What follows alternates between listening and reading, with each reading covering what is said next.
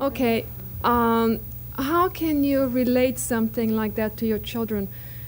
If a lot of times I don't know how to correct them in the right way because I've never been corrected. You want to know how to do it?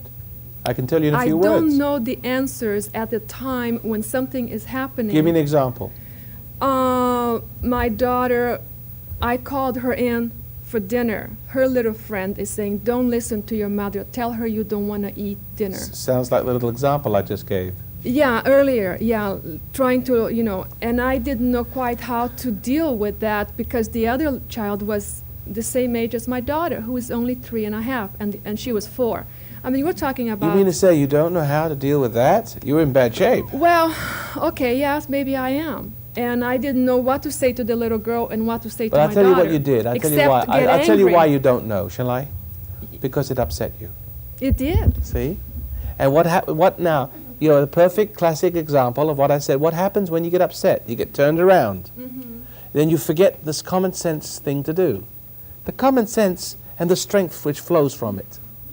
You see, that is what confidence is. Confideo. Together with fidelity with God, right? It's a unity. So, but there are forces, even in the 3-year-old kid, operating there that can throw you for a loop and upset you. That's why you need something called patience. There's a scripture that is so pretty. I'm not very good at scripture, so forgive me if I don't know it exactly, but it reads something like, "Count it a blessing, brethren, when you meet with various or divers temptations. For the trying of your faith," knowing what you know is right in your heart, "worketh patience." The trying of your, what you know is right, faith. I'm adding a few words. The trying of your faith, which is really a sense of strong knowing of what right and wrong is without learning it from anybody, right? Intuitive. The trying of your faith worketh patience. Patience is no response, no obedience to stresses and pressures and temptations. Nobody can get inside you when you're patient. When you're full of faith and you're full of patience. And when you're full of patience, you're full of faith. And if you're not that, you're full of something else. Right? Now, you're not patient.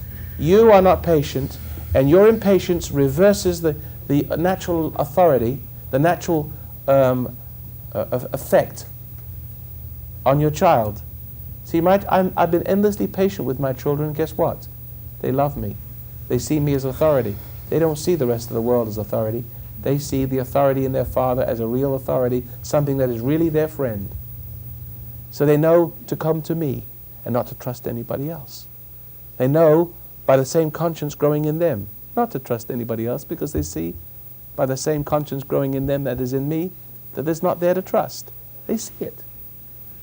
You naturally are a natural authority. If you be patient, love will show through. But you're impatient, then something else shows through that is not a natural authority to those children. And you drive them away. You make them rebel, or you make them conform. But then if you can make them conform, so can somebody else. We'll continue this serial tomorrow night.